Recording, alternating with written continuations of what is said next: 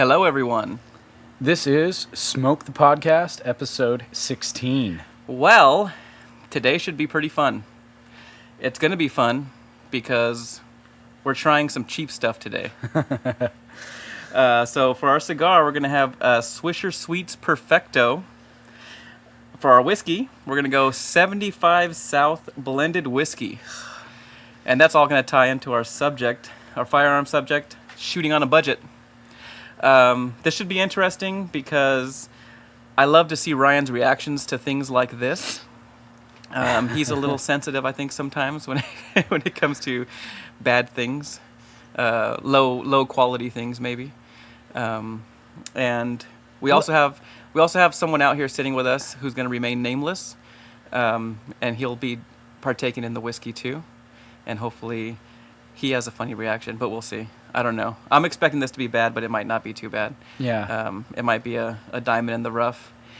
At least that's what I'm hoping for. You know what? Let's issue a challenge. If anyone can figure out who the nameless person is on the podcast, we will send you one of the Swisher Sweets Perfectos from tonight. We're going to autograph it too, or what? If they want it autographed, I'll autograph it. That's fine. Well, let's go ahead and talk about the cigar. Go ahead, Ryan. Yeah. While I open this thing. Okay. Yeah, and then if you want, we can pour the whiskey as well. So today's cigar is a Swisher Sweets Perfecto. We have a description here. Do you happen to know where the description was from? No, actually, this is just from your typical online cigar. They all had the same, generic description. Okay, yeah, so this is probably actually Swisher Sweets' description. So Swisher Sweets Perfectos are on the bigger end of the spectrum for the brand. That just means that they fit a little more flavor into each one. Sweet undertones and smooth tobacco deliver a mellow and tasty puff every time. Well, I was not sure if we're supposed to cut this or not, it looks like we're not supposed to. It has a little bit of a draw, a little bit of a snug draw, but a little like jacked up, kind of like nail punch in there or something.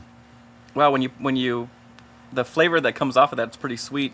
It almost tastes like honey dipped or sugar dipped. Yeah, it's I don't think it is though. Weird. The smell on the wrapper is a little chocolatey. Yeah. Yeah, it smells sweet. Yeah, it doesn't. I mean, obviously the name Swisher Sweet. Usually we light these up beforehand, but we kind of wanted to walk you through the experience of lighting a cheap cigar. And we're gonna actually do it with a Bic cigarette lighter. Oh yeah, and we have a cheap little cutter out here too, in case we need to cut it. But let's see what the draw is like on right out of the package. Yeah. Let's. And just so you know how these are packaged, they're packaged in there were 5 of them in a square box, and they're all pre-wrapped in cellophane. Yeah. Which is like super weird. And if you hear that noise, I'm going to start pouring the whiskey for us. The risky. This is going to be very risky whiskey. And so we got 5 of them for $4.75. That's a bargain. Yeah, that's less than $1 a stick, and that was at a local brick and mortar cigar shop here in Southern California. So that includes the Southern California, or California, I should say, tobacco tax. Wow. Yeah. So I'm going to guess that these things probably truly run about 50 cents a stick, because I think the tobacco tax is close to like $2 on something like that. All right, let me go ahead and light this up. I'm sure it's not going to take a bunch of, toasting at the foot or any of that. No, yeah, I would say light it up. And, when people hear the term Swisher Sweets, they typically think of the little short cigarillos that maybe you take out golfing, or maybe you take out, fishing or something like that. A lot of the times they're usually easy to carry with you everywhere. They fit in your shirt pocket. They're really short. The scent that I am getting off of that is 100% just indicative of a typical Swisher Sweet scent. Yeah, it's got a pretty good aroma. Yeah. The flavor is not very good. I mean, it's not. It doesn't really have a ton of flavor. It's just kind of blah with sweetness. It's weird. It really is. Yeah. Um, It's just kind of the most boring smoke with sweet. yeah. And it kind of throws me back to one of our early episodes where we had the Balmoral. Oh yeah. Yeah. Yeah, that was the Italian cigar.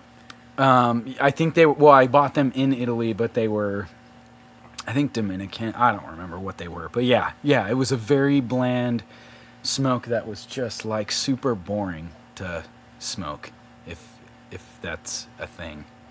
Yeah, this is really weird.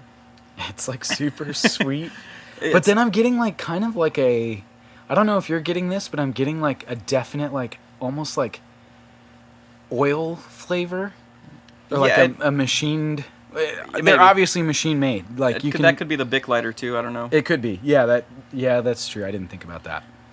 Which is why I don't ever light cigars with a Bic lighter, because it's disgusting. Yeah, this is kind of weird. It feels, it just doesn't feel like your typical cigar. Obviously, because it's not kept in a humidor and. Well, and it's too smooth in my opinion. Yeah, Like it doesn't. You don't really feel like an actual tobacco leaf with the veins and the It just doesn't feel like a leaf. It feels like it's just pressed paper or something. Yeah, it's pretty weird. Yeah. Different. The Not draw something is that I'm not used to. bad out of that little weird. A little weird punch. punch that it has. Yeah. It's and for our listeners, it is not like a typical circle punch. It's like this, like crack in the wrapper. It's strange. I've never. Mine looks like somebody put a nail in the bottom of it, in the foot of it, or not the foot. I'm sorry, Mine's kind the of cap. Mine's kind of like elongated though. Like Oh yeah, yours is different. Yours looks like it's part of the way it was rolled. yeah, like they just left it. They just left the top open on that. Yeah. So, anyways, All right. Well, I didn't. We couldn't really find anything about what kind of tobacco is being used or any of that stuff. cheap Yeah, basically. tobacco. So Probably originated from a cheap area. let's go ahead and move on to the whiskey. I picked this description because I thought it was kind of funny. It's from thecasks.com. Okay. And the person who wrote it said, not as bad as I expected, just the perfunctory vanilla caramel orange thing, almost as if it were infused with real bourbon flavor. Which, a lot of the cheap kind of things, even with this cigar, you kind of think, this is a cigar trying to be a cigar. Yeah. So I'm expecting the same thing from the whiskey. Okay. It's pretty thin in the nose, though. In fact, in the time it took for me to type the first sentence, the bourbon flavor thing disappeared and left me with smell of sugar. Oh, and nail polish remover. Strange. I wonder where the bourbon smell went. Oh, that is spot on. It is sugar dissolved in nail polish remover. It does have a little bit of a nail polish remover scent. Oh That's my weird. goodness, that is weird. Our special guest is nodding also that. Yeah. Yeah. Oh, that's like kind of rank, man. The palate, sweet and harsh, though less harsh than I was bracing myself for. The entry is little syrupy. Did I mention sweet? Faint notes of Smarties, candy, and vanilla. That's Smarties pretty funny. candies, okay. But mostly just grainy. I'm not sure what grainy. There's probably a little rye in there and corn. But flavor-wise, it's just hot alcohol grain. Did I mention sweet? Yeah. Okay. The finish, it kind of makes me make a face and cough. Not horrible, just not that good. Okay. So here we go. Cheers. Let's Cheers. try this. All right.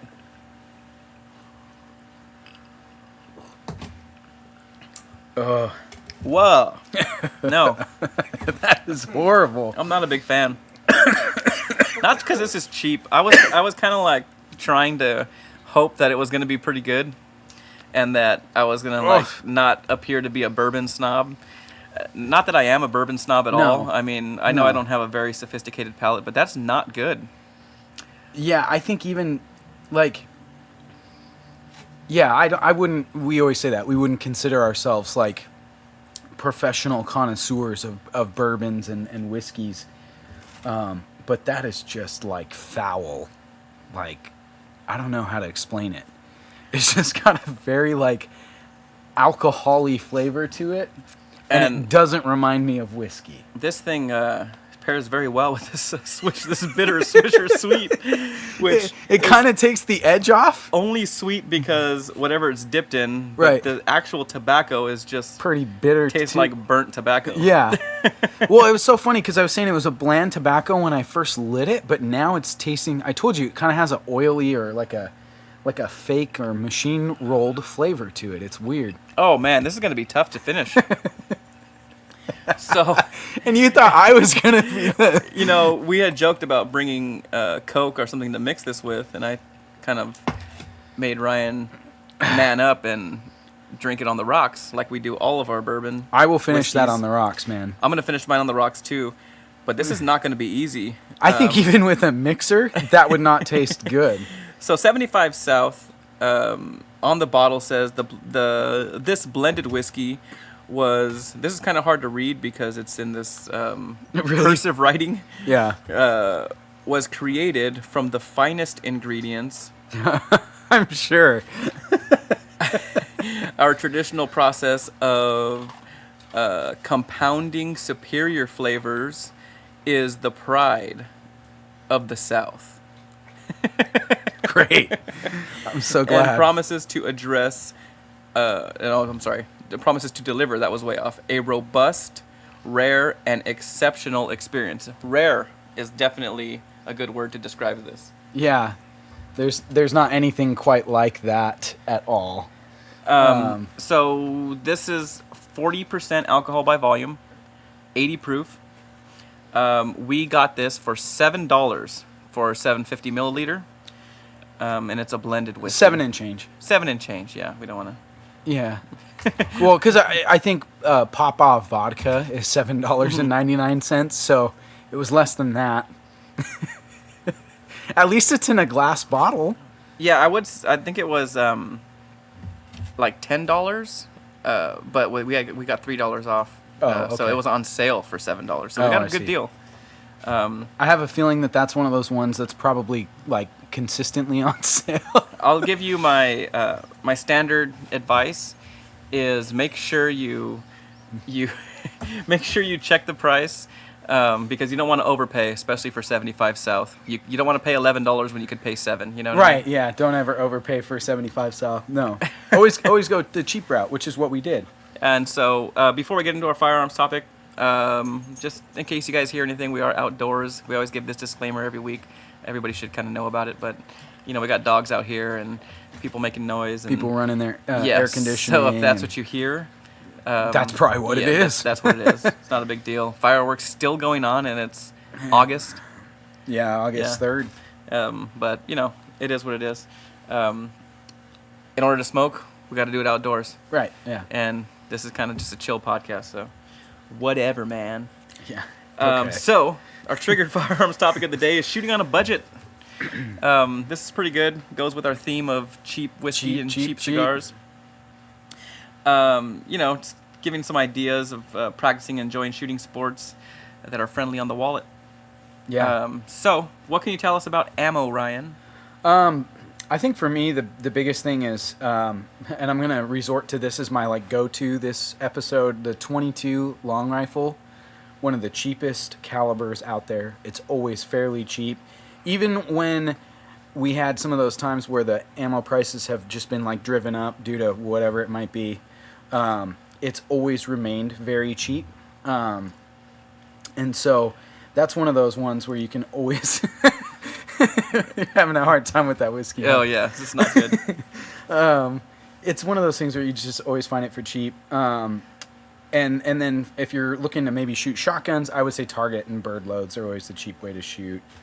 And then the other thing that I always say too is buy in bulk, which might not necessarily be cheap because you're paying for a large amount of it, but if you actually look at the price per cartridge or price per shell, you're typically saving a lot more money than if you're going out and buying a box of 20 rounds of something versus buying 500 rounds. Yeah, I would say if you're going to go shooting, try to avoid buying ammo at the range. Oh, yeah, that's horrible. That's going to be super expensive.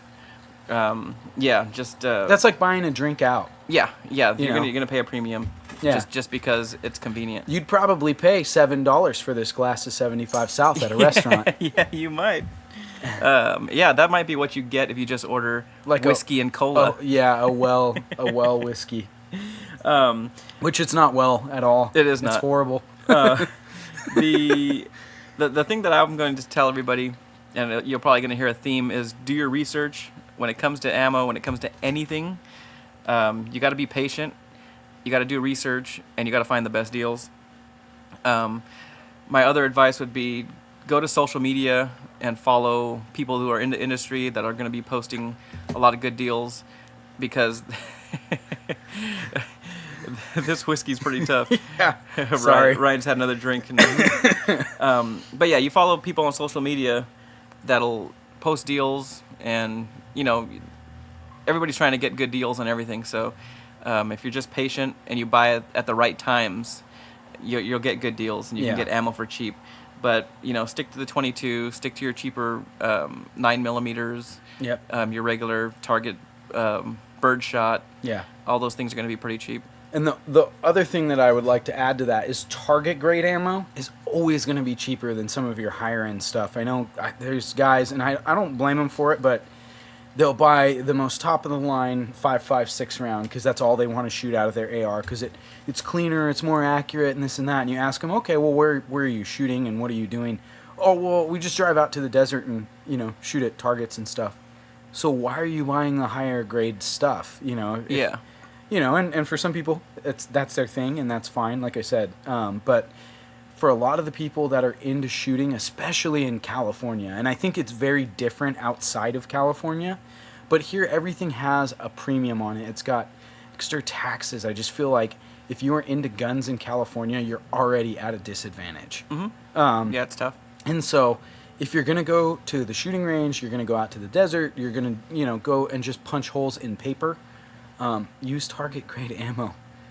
It's not going to take, hollow point with all kinds of, fancy ballistics to, punch a better hole in your paper. Yeah, I would say when it comes to the self-defense rounds, the higher end stuff, I would definitely shoot it through your gun at the range a little bit, just to make sure your gun cycles it well, and you're not gonna have any problems. And then, for your weekend stuff, you don't want to drop 200 rounds of hollow points or self-defense ammo. Some of the self-defense ammo, I mean, even for the 45, I think I was paying close to $1 a bullet. Yeah, really pricey. I mean, yeah, you say you shoot 200 rounds. I mean, that's not kidding. If you're shooting ammo like that or even similar to it, you're spending $200 just to go out to the range. Yeah. So yeah, that's one of the things I think is always a good thing. It's tough here in California too, because we can't order ammo from out of state without it going through an FFL, being charged an FFL transfer fee. For those of you that are listening out of state, definitely look for online sales where they're delivered to your door, where you're getting free shipping, where you're getting bulk deals. A lot of the times, whole companies will put on an entire sale throughout their entire stock, from everything from 9mm to rifle rounds, and they'll just run a sale the whole time, which is pretty cool. Well, pardon the loudest car ever. Yeah, right. Setting off people's car alarms and stuff out there. Dang. But yeah, I mean that's pretty much where you want to go, is online for most of the big ammo deals. Yeah. But 22 long rifle's pretty good all the time. Yep. Pretty cheap. It's kind of like the go-to for a lot of just plinking. Also here in California, one of the other things that you can do and get some decent sales is go to gun shows, and I'm going to probably reiterate that for every kind of category that we talk about tonight. But gun shows, you typically are going to get far better deals on ammunition than you would at the store. They oftentimes, the big ammunition and gun stores have parking lot sales and things like that throughout the year. So keep an eye out for those things, because obviously, we've talked about buying ammo in California, and it all has to be a face-to-face transaction. So that's one of the best ways to do it. Yeah. Yeah. So. Well, yeah, that's the best way to do a lot of things. Well, I'm just saying to go to to like the parking lot sales and some of the bigger things rather than just walking into a store and buying it outright. Yeah, the reason why I wanted to go over the ammo first is because that's going to be a huge chunk of what you spend money on, and a lot of people don't realize that Yes. until they start shooting, and you get that gun that you've always wanted, and all of a sudden you're spending $100 a weekend if you want to shoot that thing. Right. Yeah. So yeah, ammo's going to be your biggest expense and the biggest part. I think the biggest place where you can save the most money if you're patient and you look, because you can overpay for ammo really easily. Yes.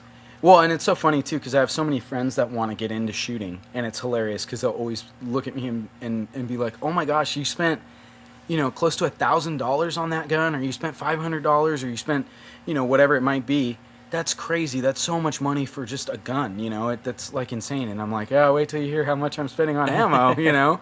It's insane. A lot of the times when you think about it, buying a gun is a far cheaper purchase than the ammo that you're going to shoot out of it, and the range fees and everything else that you're going to spend in order to maintain the gun and everything else over the longevity of owning that gun. All right. Well, speaking of guns, where can we save some money on guns? Well, I can tell you the last 3 guns that I've purchased. Actually, I should say the last 2 guns that I purchased, plus a lower, so a part of a gun that I purchased. I bought on Black Friday, the day after Christmas, and I believe it was New Year's Day. Okay. Yeah. So- all online sales too. Yeah, that's the way to go. Yeah. The big holidays: Memorial Day, Veterans Day, Independence Day, Black Friday, Cyber Monday. Yeah. If you can wait for those days, you'll most likely find a pretty good deal. Yeah. I know some stores will do specials like Glocktober. Oh, where Glocks are on sale for the month of October. Okay. And actually, any of the best-selling guns like the Mossberg 500, your Remington 870s, Glocks, they all will go on sale. Springfield XDs. Yes. They'll go on sale at some point where you can get them for about $100 off. Yeah. And it's just a really good deal. You just got to be patient. The problem is a lot of people want a gun. They want a gun now. And especially if it's your first gun, you're gonna want to get that gun really quick. And a lot of people are super impatient. They're just really excited, so they just go out and buy, a Glock 17, and pay $100 more than what they could have gotten it for. If they would've just What I waited. always tell people is if you don't have a gun, that's fine on your first one. If you're just going to go out and you just feel like, hey, I need a home defense weapon, or I need something that I can. Sorry, man. Every time you take a sip of that whiskey, I kind of lose it, dude. If their intention is I need a gun because I need to protect myself in my home, or I'm looking to get at my concealed carry permit or something like that, then I think it's fine to say, okay, well then, do what you have to do. But at the same time, yeah, it's one of those things where it's like, if you wait 1 month, you probably save $100, or just watch the sales. I know for my 1911, I watched for, I think it was, I don't know, I'd probably say about 6 or 7 months. Yeah, you before were I on the found- hunt for a 1911 for a while, I remember. for the deal that I wanted on it, because and that's the other thing. And you got an excellent deal. Guns in California are so overpriced. Even at its best deal that I found in California, it could not beat a average sale in Texas, which is where I ordered it from and had it. And it was crazy too, because most other states don't carry the California model handguns. So I was surprised that I even found it out of state. Yeah. So, but I will say that with all of that too, like you're saying, the Mossberg 500, the Remington 870 for shotguns, those are tried and true. You're typically going to spend about $300 for those, no matter what. The Mossberg is a little cheaper, and typically you can find a Mossberg with both the hunting barrel, so a 28-inch barrel, and an 18.5-inch home defense barrel. The home defense barrel. For about $300. Which is a smoking deal. Yeah. You can also go with the cheaper varieties like the Maverick. for Right. for a shotgun, which is going to be significantly cheaper, and I think it's made by by Mossberg. Is Yes. that correct? Yeah. And then there's Escort Yeah. shotguns, which are really popular. And I mean, I know somebody that has an Escort, super reliable. Yeah. He hasn't had a problem with it. Maybe a little heavy for semi-auto shotgun. It is, but not as bad as like a wood grained 870. Yeah. Yeah, and Yeah, it's not too bad. I think he even paid less than you would for an 870 Express. Yeah, the cheaper guns. Actually, that would go back to my do your research thing. Watch reviews and see what people are saying about them. Because just because a gun is lower priced doesn't necessarily mean it's cheaper. Obviously they're going to be a little different. They're going to be like handmade, or Yeah. the parts aren't going to be as as tight of tolerances and stuff. But they can still make some pretty good stuff if you're if you get the right stuff. Well, and I think I can speak for both Theodore and myself when we say that neither of us try and tear down or be negative about any of the gun manufacturers out there. There are a few that I have in mind that I think I would just never own. But at the same time, if you're looking to get into shooting and things like that, sometimes buying a cheaper gun might be the better option. And if you're not relying on it as a daily shooter, as a concealed carry gun, as something that you're going to use for home defense, there's nothing wrong with buying a gun just because it's cheap and it's fun to shoot too. I don't think I would ever utilize a 22, and in fact, I don't believe you can in California. You can't use a 22 as a carry gun here. Okay. It has to be, I believe, 380 or larger. But there are some people that just, they love 22s and they'll buy 2, 3, 4 22 pistols and take them all out and shoot with them. And there's a few brands that I can also think of off the top of my head that make handguns that are a little more reasonable than even the Springfields and the Glocks. That would be like Rock Island Armory. They make like a 1911 clone. Citadel, who I believe is also the same company as Escort and Howa. Okay.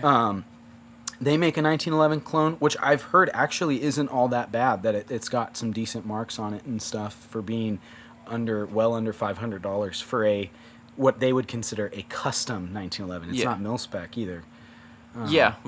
So, which is but so there's some good deals out there that you can look into.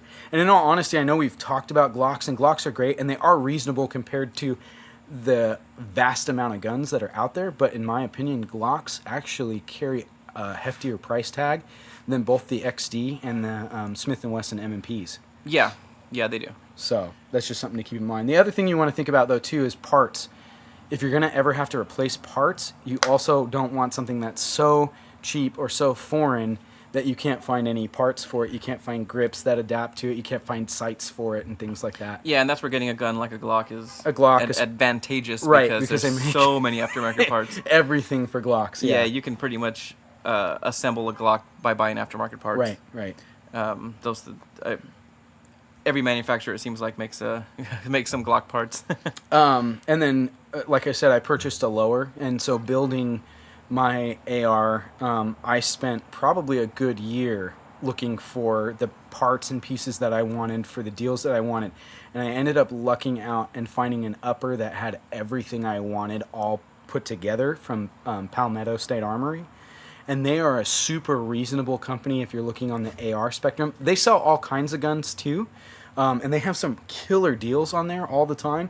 But if you are looking for an AR that's just a fun shooting AR, they are one of the best. They're one of the best companies in my opinion for a reasonable AR that functions really well. I love mine, and I pieced it all together. And even my lower parts kit is half Magpul, half Palmetto, but it was all a kit from Palmetto. Okay, that's cool. But yeah, they're really cool about having kind of some kits for everybody that have the bolt carrier groups that are a little more expensive. So you get the nickel boron, or you can just get the chrome finish. You can get, the nitride, all that. So yeah, when it comes to ARs, I would say just know what you want. I would go, like Ryan was saying, it had all the parts that he wanted. You got to know what you want in order to know what a good deal is. Well, and I had been looking on their site for, like I said, Yeah. close to a year, and hadn't found anything that had everything that I wanted. And so when they finally had a upper that they had assembled that I'm like, oh, I want that one. You have to jump on it. Yeah, and when it comes to ARs, you're gonna, there's a huge list of parts. So I would just say specifically look for what you want, your bolt carrier group, your trigger. So, you get a Geisley trigger or Trigger Tech trigger, you have those in your brain. That's what you want. Then you got to look for the best deal on those. It might, take you 6 months to get all your parts ordered, but you're going to save money that way. Right. If you can be patient. Yeah. The hard thing about building an AR is a lot of people just want to get it done. Right. And I can't blame you. That's the way I was. That's why I bought mine fully assembled. Oh, okay. Yeah. That's true. You did. But I did build a 308 where I kind of had that same thing where it's like, I'll just get this one, and I didn't really wait. So, you're going to spend a little bit more. Well, and then even with mine, even though I was buying these parts kits, I still had to make it California compliant and then wait for the parts that I needed. So I got this whole thing, and I'm like, cool, it's all ready to go. And I'm like, shoot, okay, I can't put it together because I need the California compliant part kits. Yep. And looking for, okay, what one has everything that I need? I need the stock lock, I need the, the grip, the muzzle brake, and everything else. And I'm just like, oh my goodness, this is just getting ridiculous now. But yeah, it does take time. But you know what? When you're patient, now I love that I have it, even though it took me over a year to get it all together. But I got it for an awesome deal. So yeah, it's worth the wait. same with magazines too. It's the same way with magazines. If you watch for deals where you can buy in bulk or where they go on sale, you gotta snatch them when you can. And those are something where you're gonna spend a little bit of money because typically the magazines go on sale like for 10 packs. Yeah. 10 packs of the like Hex Mag or Yep.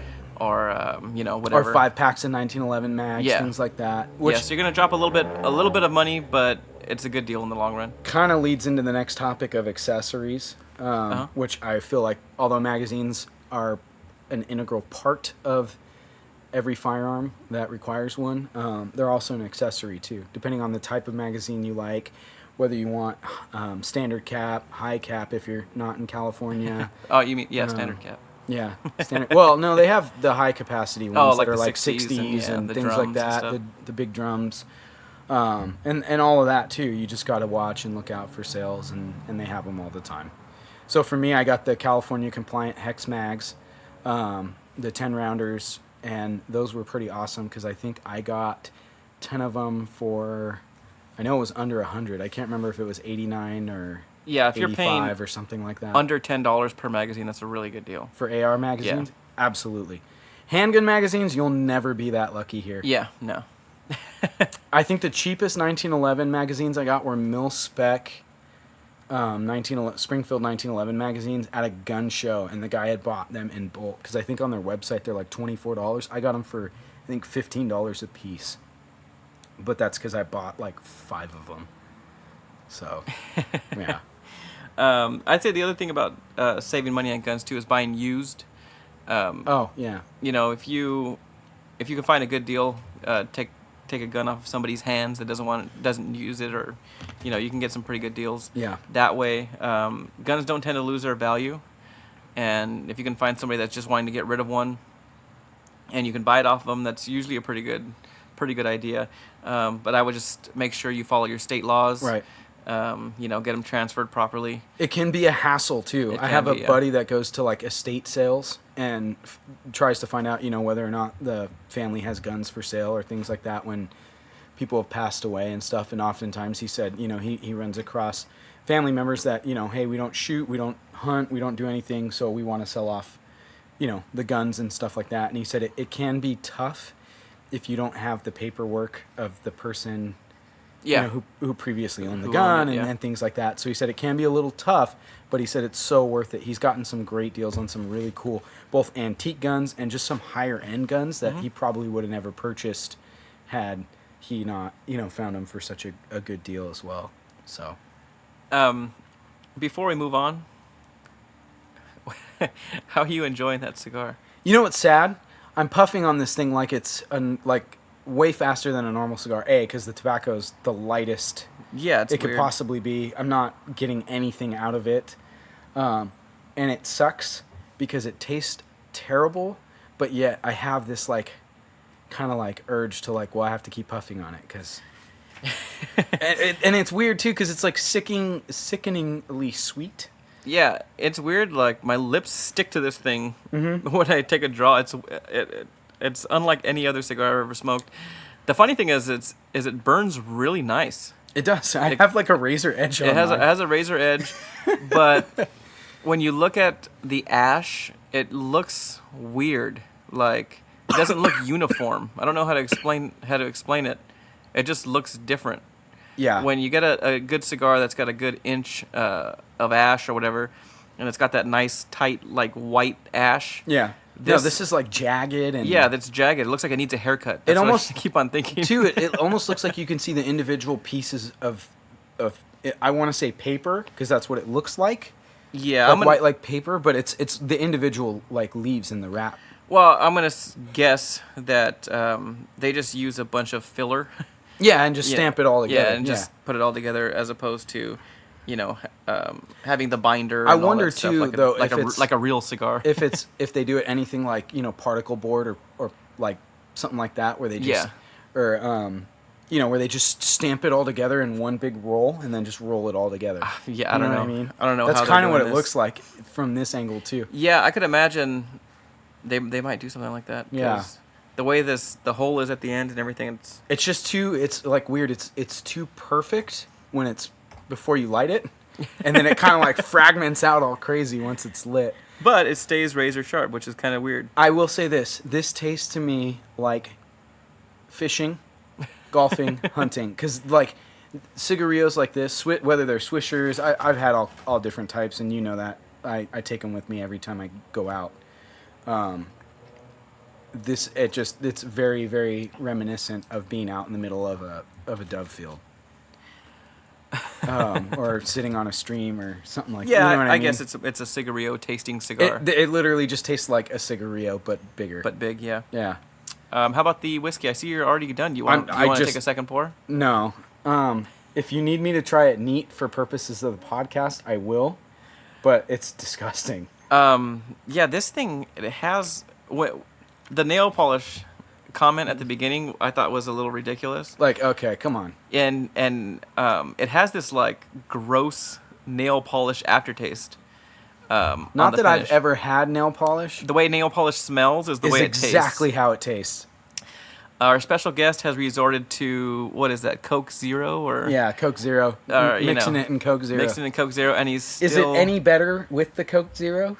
Not at all. Not at all. Okay. Not at all, okay. So it doesn't even taste like a well whiskey and Coke? I would imagine I'm gonna try a sip I would of that, imagine it tastes sorry. like Coke Zero and nail polish. Oh, that's horrible. Oh my goodness. I thought, you mix a whiskey, like any whiskey with Coke, and it's like, okay, yeah, that's a whiskey and Coke. That tastes like acetone and Coke. Yeah, it's weird. I don't know. Okay, for purposes of the podcast, I think I have to try it neat. I think you do. Here we go. I'm gonna do this for everybody here. I'm gonna. Theodore's gonna pour it. Oh, we got our special guest is gonna pour it. Not too much, please. Don't kill me. So That's good. the funny thing is I feel like if I got drunk off of this stuff, that it would really give me a headache because I don't know if it's a cigar or whatever. I already feel like bleh. Gross. Yeah, I do feel a little gross. Yeah. So Ryan and our special guest are gonna take a neat shot of this. I'm not even gonna shoot. I'm gonna sip it. Let's see how this goes. Ooh, the faces are priceless right now. Oh, that's weird. Better that way. It's a little better, huh? Yeah. Not much better, but it just doesn't have like that grainy, sweet. I don't know how to explain it, but yeah. Oh, maybe it's a Burns bit shooter. more. It might be. I don't know if you want to try a sip of it, but Yeah, I'll try a sip of this neat. I think it burns. It burns more. It burns more, so you don't notice how crappy it is. That's exactly what it is. I'm gonna tell you right now, that's not any better. It really isn't. To me, it burns more, so you just don't taste it. It definitely burns more, but whatever that like moldy bread flavor That is, grainy flavor. Yeah, that's what he was saying. it's so ugh. Oh my goodness, this is the worst ever. Yeah, this is not good. This is the worst. I thought about doing like a series of these cheap whiskey, cheap cigar episodes. Like how funny it would be, like, oh yeah, Yeah. we try all these high end or middle of the road or whatever, Yeah, but then like, oh, and this maybe is like, we'll throw one in like every couple months or something. But I don't think we're going to. yeah, Dragster fuel and rotten corn. Yeah, dragster fuel and rotten corn. Yes, that's what the message boards are saying about this stuff. yes. We checked some message boards, and so we didn't want to actually quote that, but I think it's appropriate. I honestly, yeah. I'm getting to the point where I don't know if I'm gonna be able to finish mine. You have to finish. I'm yours. I'm gonna power through it. You I have think. to. Hey, you told me I couldn't have any Coke to not that it made it any better, but Can I ask you a question? yeah. Why did you get Italian all of a sudden when you said that? Hey, because you need to do what you're telling everyone else that we have to do here. Plus, our Papa Teddy was very Italian, and I inherited every ounce of his Italian blood. And I feel like he may have powered down some cheap whiskey in his day. I most certainly guarantee he did. If he's the one that recommended Yukon Jack, which was Yes. just as terrible, in my opinion. No, Yukon Jack was 1,000 times better in my opinion. No, oh my gosh, it was horrible. I mean, if you It was like viscous and syrupy. And it was, but it didn't have this weird like moldy bread flavor. See, I'm not getting so much of that as So I'm much getting moldy bread? Yeah, as I'm just getting like the dragster fuel or jet fuel kind And of. I'm getting the rotten corn is what The is rotten what's- corn. is what's kind of There you ringing go. Yeah, my I think, palate a little okay, bit. yeah, there you go. Okay, let's get back to this. Okay. I need to power this down. We need to start talking about something else. So let's give the listeners some insight on some accessories. Yeah, so What are some good ways to we've save already money on talked about accessories? magazines. I would say this one, and this is something I can admit to, buying a universal holster. I bought my very first concealed carry holster was this like, and you've seen it, it's that super flimsy like $10 universal. It fits any subcompact handgun out there. That's what it claims. And in fact, in order to fit mine, the instructions on the holster said you need to cut a few of the threads in order for the trigger guard to slide in to this holster. Was But that for your specific one? Is that what, in order to fit the or was that in any one? No, in order to fit the XD and the Glock, because Okay. they're a little thicker. The M&P Shield was supposed to... Oh, because their single stack is M&P Shield single stack. Right, but Okay. they said supposedly it fits like the Ruger. I think it's the LCR. If I'm Okay. Yeah, I don't know. It's the little revolver. It's supposed to fit that one too, Mm-hmm. and supposedly with that one you have to clip on another's. I don't know, but yeah, I legitimately had to take a pair of scissors and clip like 3 of the threads, and it holds. It's super weird. But I wanted to get used to, okay, do I like appendix carry? Where I didn't want to spend money on a high-end holster before I realized, okay, like this is what I like and what I don't.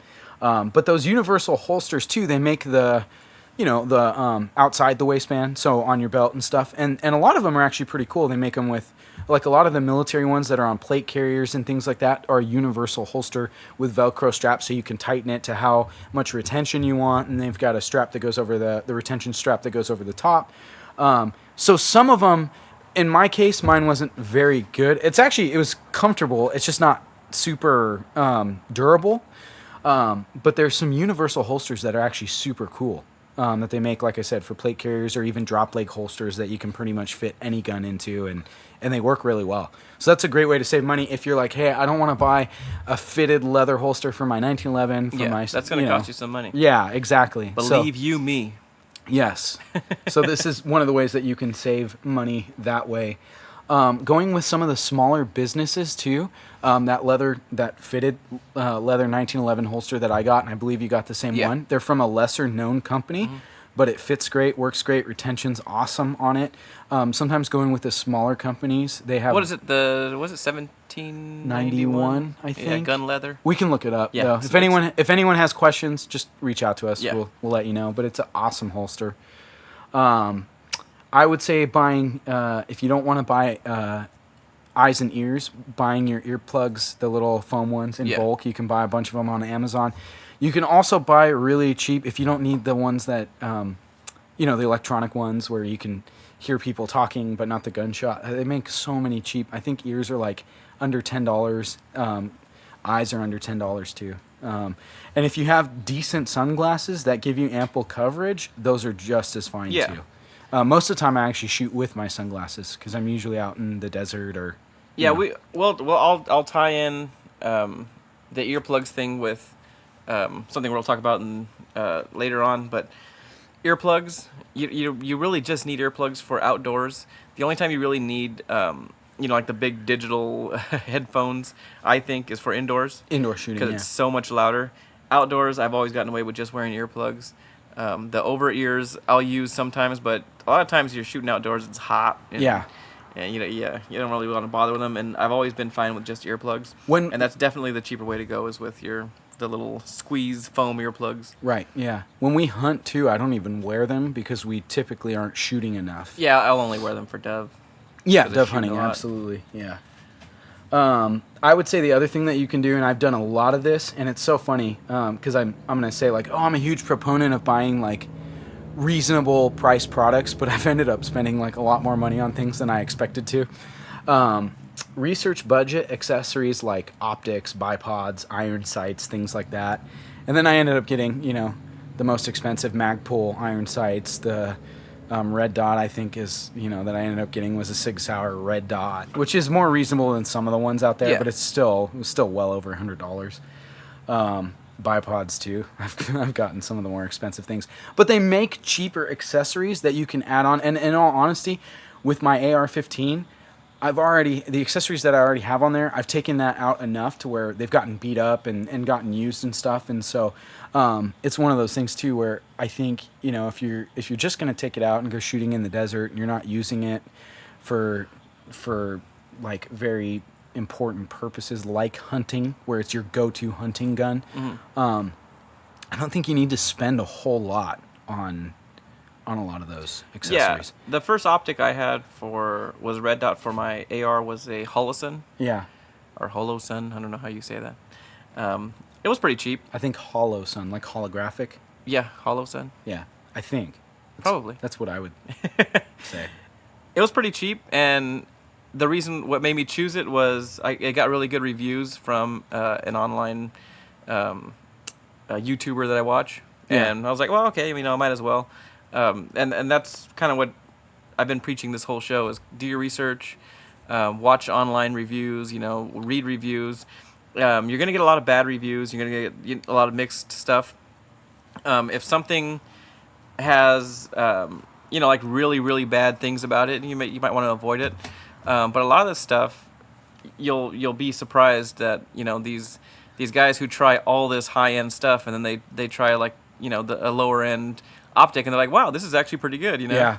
And just stick with that, especially if it's not something that you're using every day or Yeah, and that's the thing that I always try and tell people when they're like, oh, well, I got this mil spec optic, or I spent $1,000 on this optic, and it's like, that's awesome, dude. Like that, it looks super clear, it's really cool, and this and that.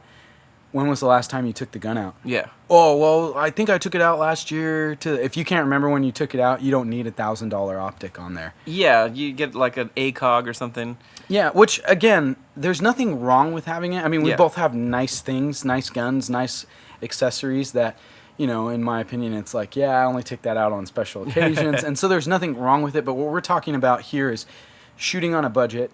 This is things that you want to go to every time you go out and go shooting. One of the best things that I did when I was searching for accessories for my AR-15 was going online and literally Google searching, top reasonable price accessories, top optics, top cheap optics, top expensive optics. Because sometimes you'll find some things in there that you're like, oh man, that is worth it. I'll save up for that. Or you know what, I think I can skimp here on a handguard or things like that. And so yeah, that's one of those things where I think it's figuring out what you like and then going, okay, what's the best price I can get it for? And even on my red dot, the Sig Sauer, it's a higher end red dot than what I was looking for because this is just my throw around AR. But I ended up getting it for a really great deal. Yeah. So at the end of the day, it's like, yeah, it's worth more than I wanted to spend, but the price that I spent on it was exactly what I wanted to spend. So Yeah, it worked out. I kind of, after the Holosun, I went and got another one, only because it was a good deal, and it's because one that I wanted. I was an Aim Point Pro, and I got a really, really good deal on it. It was one of those kind of impulse buys because one of the social media people that I follow posted this great deal, and I couldn't pass it up. Yeah. So, things like that will happen, and that's kind of a way, if you want the higher end stuff, you can, in the meantime, get a cheaper one. Right. And then once you find the right deal on what you really want, then, you can save $100 or whatever. Well, there were some red dots even on Amazon that I looked at that were highly reviewed on Amazon, as well as on some of the respected websites as being, oh, we tested this and it worked out great. There was like a $50 red dot that I was like, there's no way. There's no way. And for whatever reason, the reviews on it were amazing. I mean, from everybody that I could find. Everywhere I reviewed it, it marked really well. So that was cool. But assuming you get all of these accessories and guns and ammo, you have to go to the range. So what are some cheap ways?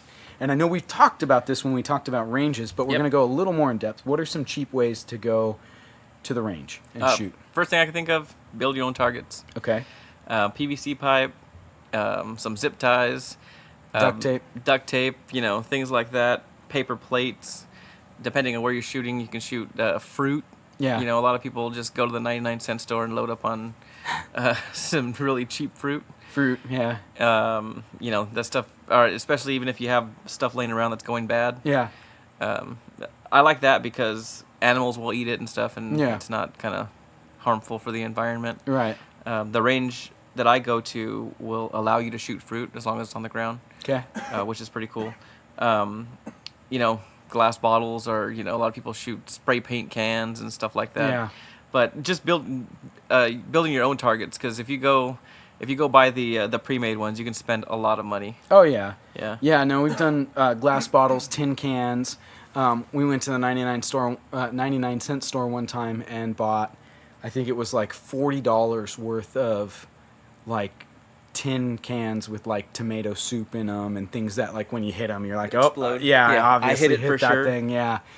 Which was really cool because, and you drive out to the desert, and the reason why tin cans are so cool, or even soda cans are fun that are like full, is you can see when you hit them. They're a little more interactive than just shooting at paper, which is fun. Same as fruit, but they're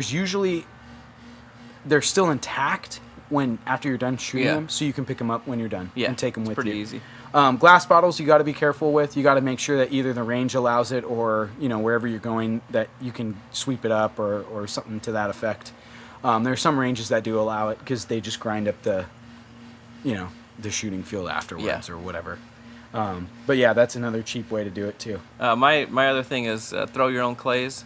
Oh yeah. Yeah, if you go to a clay range where they're shooting clays for you, shooting them, or throwing them for you with the machines, they can get pretty pricey. Oh yeah. But you can buy a box of 90 clays for like $6 or something like that? $6. I know one of our local ranges, I think, charges anywhere between $9 and like $12 per round of 25 clays. Yeah, 25 clays. Or you can spend $6 and buy your own clays. Buy your own box of 90. Yeah, and then a clay thrower is the hand throwers, I think, are only like $10. Yeah, they're pretty cheap. Even to buy a manual thrower, the ones or the spring-loaded throwers that you set in the ground and reload and everything, even to buy one of those, I think you'll spend under $100 on it.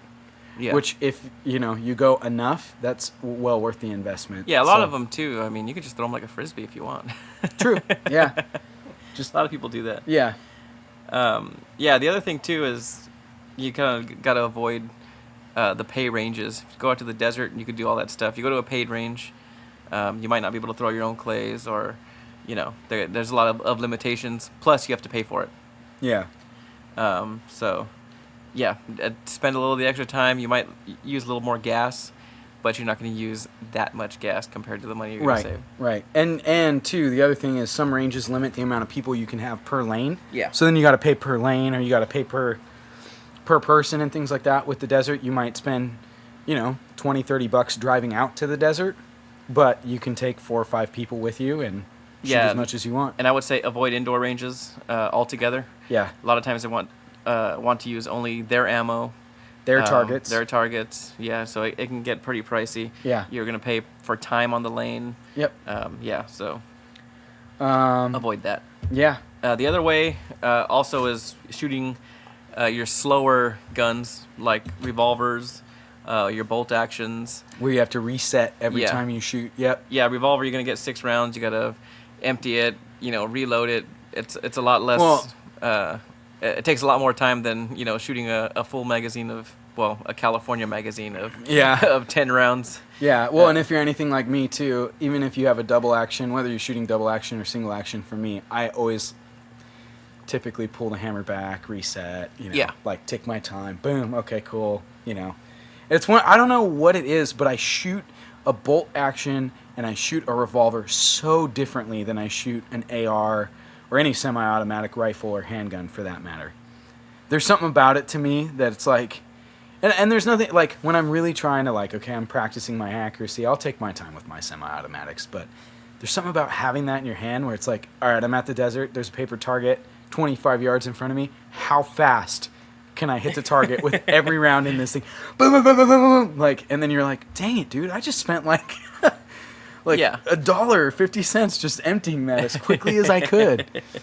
And we were saying, too, even earlier, even though you're shooting typically with a revolver or bolt action, unless you're shooting a .22, you are spending more typically per cartridge because you're shooting a .44 or a .357 or, a .270, 30-06, something like that. So you're spending more per cartridge. However, you shoot so much less of it that at the end of the day, you might actually, it's a cheaper range day sometimes to go out and just shoot a bolt action. So, Yeah, agreed. yeah.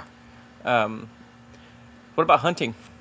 We So- do some money saving tips for the hunters out there. Money saving tips for the hunter out there. I'm going to just go out on a limb here, and I think everyone's going to be like, oh my gosh, of course he's going to say this because that's all they do. But upland game hunting, bird hunting, cheapest way to hunt. Dove hunting, you literally just need a license, a vest, and a shotgun and some shells. Mind you, for dove hunting, you're going to need a lot of shells. Yeah.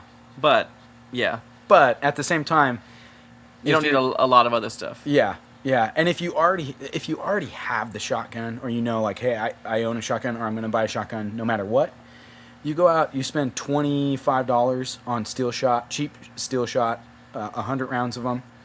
Your dove vest. I mean, I've had the same dove. I wear a dove belt, but I've had the same dove belt. It cost me, I think, $30, and I've had it for 3 years, and it looks brand new. So I think my dad was using the same dove vest for like 20-something years. Yeah. So I mean, that's all stuff. Once the startup can be a little expensive. You'll probably spend about $500 getting all geared up to get started. But once you're started, you'll maybe spend $50 for the license, and then 25 to $50 for shells, and you're pretty much good to go every year. Just to dove hunt. Yeah, dove hunting, you're gonna get a little pricey with the ammo every year, but I mean that's just that. Depending on how often you go. If you only go out for opening day, you'll maybe Yeah. only spend 25 to $50. Yeah, if you're going out a bunch of times during the season, then yes, you might spend more. On Yeah, that. for chucker and quail, you're gonna save a lot of money on the ammo. Yeah. because you're not gonna shoot very much. My first, you guys have heard this before. My first year hunting chucker and quail, I shot 1 round, and it wasn't even at a bird. It was just to shoot one, because Ryan said, "Hey, just shoot one." So I shot a round, wasn't at a bird. Never had a chance to shoot it again the whole season. So yeah, I still have some of those rounds from my first hunt. My first season of chucker and quail, I fired 1 round just because, and then I think I fired twice, 2 or 3 times at quail, but they were too far to hit them. Yeah. So I think I fired about 4 rounds my first season. I definitely fired more last season. About 8. With the chucker and quail, you're going to spend a little more money on travel, a little more money on gas. Yeah, that kind of make up for the ammo, but it can get expensive if you start wanting the dog and going that route. But really, just to do it at bare bones, basic. You just need a good pair of hiking boots, a shotgun, and somewhere to store your birds. Depending, some of the places we've gone, I would recommend either chaps or upland game pants. Oh, yeah. Because of the amount of cactus needles and thorns and thistles and things like that, which I think mine ran me $40. Yeah, I know someone that 5 minutes into a hunting trip walked right into a cactus before. I've seen that. After I illicitly warned that person to watch out for cactus because they're everywhere. And he was like, okay, I got it. Don't worry about it. And then 5 minutes later, oh my gosh. There's a cactus stuck in Dude, my there's leg. a cactus in my leg. And I was like, really? Didn't I tell you to buy? Okay. Yeah. Anyway, Anyways. that person will remain nameless. And it's not the same nameless person that's here with us. FYI. It is not. I need to clarify. But yeah. All right. What are some other things that we can do? If you want to do like training, you can do dry fire drills with handguns. There's all kinds of them. Look them up on YouTube. I'm not going to go through them right now. There's just a few different ones that are really common and cool, but there's some really unique ones that work on trigger pull and all that. Yeah, assessing how to clear a malfunction. Yeah, how to clear stuff malfunctions, like how that. to draw, all that sort of thing. So dry fire drills are essential for handguns. They're really good for ARs too. You can do dry fire drills. All of those too. You can use blank rounds. Not blank rounds. Sorry, I'm blanking on the word. Snap caps. Snap caps. There you go. Dummy rounds, things like that you can use for that. Those are all cheap too. And once you have them, I mean, they're good forever. And then dry fire drills for hunting. This one, my dad, your uncle, taught us some really cool ones last season when we went out for dove. And they're pretty helpful. Following along, and I shot a lot better that Yeah. season too. And I practice. I don't dry fire enough with my handguns, but I still dry fire with my shotgun all the time. Yeah, and it's definitely I think helped. shotgun's really the only one I do too. Yeah, and I don't know why. I think maybe it's the thrill of the hunt, but Yeah. it just gets me, going on it. But Well, my thing is I'm not a very good hunter, so I try to get a little bit better. Yeah. My only thing is that I usually only do that when we're gonna hunt. I should probably do it more often. all throughout the year. Yeah, and shoot more clays and stuff Yeah. like that. The other thing, and this one's going to sound dumb, some of you super operators out there are going to be like, oh my gosh, this is so stupid. But it has been proven to work, and I have some buddies who will also remain nameless, but they're in law enforcement, and they've said that these are some of the best drills you can do, is airsoft drills, or even pellet and BB gun drills. Uh-huh. And the reason for that is because you literally can draw. They have all these crazy cool guns nowadays that have actual, like the blowback action, like you would on a semi-automatic. So you're getting the feel of a little bit of recoil. You're getting a little bit of sound. You're getting something, so at least it's stimulating those parts of your brain to think, okay, I just fired a gun. I'm having to manage recoil. I'm having to worry about everything around me and things like that. One of the guys that I know, he practices in his garage, which is crazy because it's indoors. So he's like, it's a little bit louder. It makes you feel a little different rather than being like out on the range. It gives you more of a urban feel or domesticated feel. And for him, he goes, I always practice concealed carrying, drawing from concealed carrying, and firing. And it's nice because with airsoft, whether it's electric, gas, no matter what system you're using, he's like, it's great because with the dry fire drill, you fire, now you have to manually cock the gun, rack your slide back, do something to get it ready to go again. Yeah. Whereas with the airsoft, you can fire off 3 rounds, practice reholstering, practice clearing a room, without having to worry about, okay, now I have to, every time I fire, I have to reload, Yeah. And that sort of thing. So it's definitely more realistic in the fact that you're getting more of the sensation of actually shooting. So that's one of those things that is really cool. One of the other points that he made was buy an airsoft gun that mirrors your carry gun. He was like, if you carry a 1911, buy a 1911 clone airsoft gun. If you carry an XD, buy something similar to it. And the airsoft guns, Yeah, that makes sense. a lot of them are cloned. It's hard to find like, oh, I carry a specific type. a subcompact Yeah. XD. No, you're not going to be able to find that. But if you can find something similar to a Glock XD M&P Shield, carry something like that. Get used to using that when you're training. So let's wrap it up a little bit here and revisit our whiskey. Terrible. Terrible? Absolutely terrible. Would not recommend at all. I don't know if I'm getting a headache from the cigar or the whiskey. Well, the cigar's been out for a while. Yeah, my cigar died. It was burning really good and died about a little over halfway. And I didn't bother to relight it. Mine got, A little further. yeah, a little further, but not much. And normally, you know me, I'm the type of guy to smoke it all the way down. And I'm Yeah. out. I had no desire whatsoever to relight that thing. To be fair, I have witnessed you smoke cigarillos Mhm. and Swisher Sweets in other activities that we've done, whether Uh-huh. that's been in Vegas, whether that's been fishing or doing other things, and you've never complained about having a headache. Okay, so that must be the whiskey. Just saying. Because the whiskey was terrible. Yeah. And I don't think drinking jet fuel is really the best thing for you. Yeah, but, on the other hand, this cigar, I've never smoked a full size.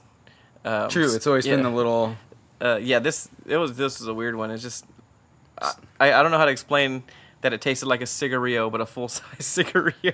Yeah, I was expecting it to go out after about 5 to 10 minutes, and it kind of just kept going there for a while. And I'm like, oh, okay. So I've drank maybe about half of my glass of whiskey. Embarrassing. And I'm going to take one more drink on the air, just because Ryan likes the way I do my face, I guess. Your 'Cause, whiskey face? Yeah, he's every time you've heard him kind of chuckle, it's because I took a drink. This stuff is horrible. I took a little bit of a Most of that, though, to be fair, is also ice. I took a little bit of a bigger drink to try to gulp it down, and it literally almost made me gag. So the little tiny sips is, I guess, the only way to go. Nope. I think you need to down that. I'm definitely not going to down it because I'm already not feeling that well. Here we go. Here's my last drink. I don't think it helps that it's hot outside too. Ugh. It is so bad. It's terrible. I don't know. Yeah, I don't know. I don't know how they have the nerve to put the description on their bottle As being Yeah, the made of the pride of the finest South ingredients. yeah. Um, Finest, what? The finest acetone or what? yeah, The finest, I don't know. yeah. We put only the best gasoline in there. Yeah, Finest garbage can corn. Yeah. Man, we don't even feed this to the pigs. Oh my goodness, it's horrible. yeah. This stuff I don't recommend. I'm kind of glad I drank it only because I can really appreciate better bourbon now and whiskey. I could appreciate crappy bourbon now. Yeah. Yeah, I can appreciate your regular stuff, like your regular Jack Daniels and Jim your regular Beam, Jim Beam. Yeah. That kind of stuff that you kind of start off with. And you're kind of like, oh yeah, this is Yeah, I thought Jim Beam was bad. I don't like Jim Beam very much, but I would drink Jim Beam over this any day. any day. Yeah, because Jim Beam just, in my opinion, is not good. Yeah. Where this is bad. Yeah. Yeah, there's a little bit of a difference. Yeah, absolutely. Uh, Yeah, this is horrible. yeah, so I don't know. Anyway, Horrible. Horrible cigar only because it's in a cigar size. To yeah.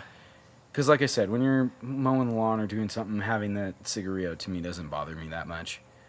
But if you're looking at it like, oh, this is a cigar and I'm gonna enjoy it and I'm just gonna sit here and puff on it all night, Yeah, I guess if you're distracted by something, it's not too bad. no, and they're a lot shorter too. Honestly, the first little bit wasn't that bad. It wasn't until I got a little further into it that I'm like, okay, when is this gonna end now? Yeah. Yeah, once it went out, I was not devastated at all. No, and that's why I call them knockaround smokes. They're Yeah. like my garage smokes. All right, I'm gonna go out and mow the lawn, and if it falls and gets crushed by the lawnmower, oh well. But we've had the Garcia y Vega, and that was not the bad. game. That one was actually Yeah, really that wasn't- delicious. That wasn't that bad compared to this. I don't know. Maybe it's just the pairing made the Swisher Sweet that bad, or maybe the Swisher Sweet made the 75 South that bad. I doubt that. No, I highly. doubt that. I highly doubt that. But No, because our mystery guest didn't have a cigar with us and only drank the 75 South, and he's indicating to me now that it was just horrible. So yeah, it's terrible. Anyway, you have anything you want to add to our shooting on the cheap topic? No, just if you're gonna shoot on the cheap, don't drink on the cheap or smoke on the cheap afterward. Yeah, 'Cause- just do your research is my only thing. Yeah, do your research. Take some Look for the time. best deals. Don't jump on any the immediate deals or things that you want. Yeah. Get familiar with what stuff should cost, and then you'll know when the good deal. Yeah, when the good comes deals around. arise. Yeah, and ask somebody. I know we always say this, but like ask someone who's knowledgeable. Yeah. Ask us. Oh, I don't know what to get. That's why. Yeah, we're even here. if we don't know, we know where to find out. We research it. Yeah. Yeah. That's actually the common thing. One of us will ask each other, "Oh, you know about this?" "No, I don't." And then we both end up looking it up anyway. So, yeah. As always, follow us on @Smoke the Podcast, Facebook and Instagram. That's it for me. Smoke the Podcast signing off. Have a good night. Thank you for listening.